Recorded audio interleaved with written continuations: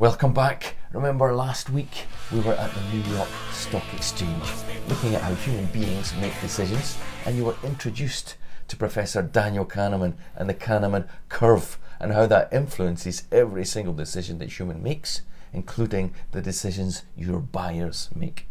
And what Kahneman found, just to give you the short answer, you can go and look at the video, we'll send you the link in the comments, but he found that humans, people, including your buyer, were much more motivated to avoid loss than achieve a gain. So the pain of loss was much, much greater than the pleasure of achieving a gain, and that's driving human decision making. And you're going to find out how that plays out in 3 different scenarios. First of all, you're going to see how it affects amateur investors. Then you're going to see how it affects the performance of golfers. And most importantly, you're going to see how it affects the decisions your buyers make and how you can use that to your advantage. So think about investing in gambling, playing the casinos, playing the stock market. Loss aversion doesn't stop people gambling because gambling is hugely addictive. But what it does do is it then drives the decisions that people make when they have options that involve some kind of risk. So imagine you're going to place a bet on the stock market. You're going to bet on the price of something, of a stock going up in value. Most people, before they start to bet or place a trade, they're going to set some kind of trading parameters. So you might think, okay, if I'm going to buy into this position here, so that's the price you would buy the stock, what's your target sell price? So that's the potential profit that you can make if the stock goes up in value. But of course you want to limit your risk as well. So you want to make sure that you've got an appropriate stop loss on the bet, so that if you get the trade wrong and actually the price starts to go down, you're limiting your exposure, you're limiting your risk. Okay, you've placed your bet, you've bought into the stock here, and the price starts to rise. What's happening is you're facing this nice, gentle feeling going up. It feels really, really good. So you're making a gain. How does it feel? It feels good. Making a gain. How does it feel? It feels good. The price goes down a little bit. You've turned around now, and what you're facing? You're facing down here this terrible, emotional roller coaster to hell. You're not there yet, but you're just starting to go there, and panic sets in. So instead of just hanging in there, what do? You close out the position and you take your win round about here. 5 minutes later, the price starts to go up again, as you thought it might, but it's too late. You've just taken that small gain. Imagine a slightly different scenario. You've bought into the stock here, but this time the stock price starts to go down in value right away. All of a sudden you're looking at a loss. And the pain of that loss, because of the gradient on the curve, is excruciating. All of that emotion starts to kick in. What do? Well, you've set up these trading parameters, you've got a stop loss in place, and the price keeps approaching that stop loss. Now, the sensible thing to do is, if you've got it wrong, let the stop limit kick in and just limit the risk and exposure that you've taken. What do most people do? Well, the pain of that loss is too much, so they become even bigger risk takers.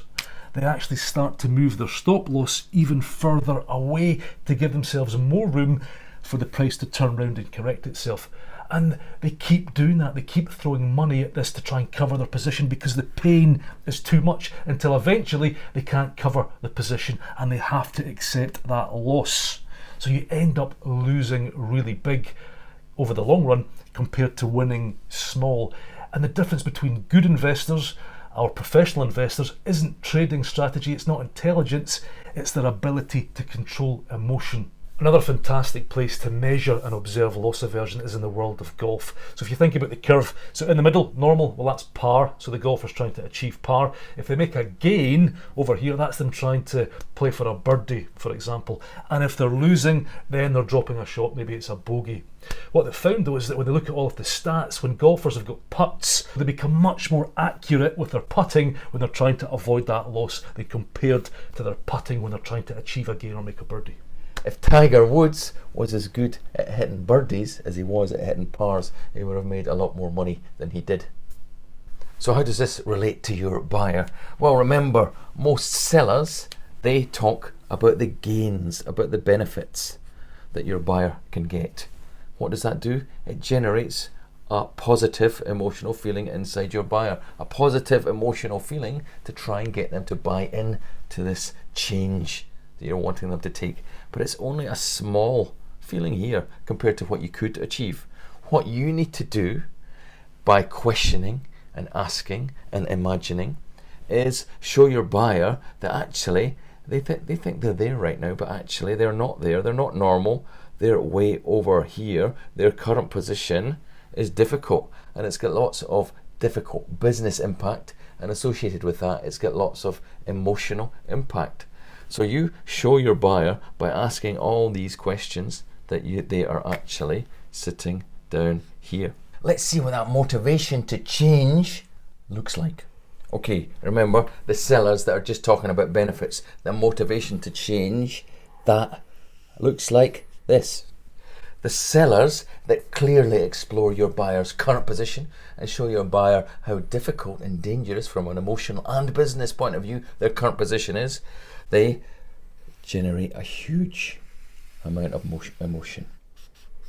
And this emotion is motivation to change.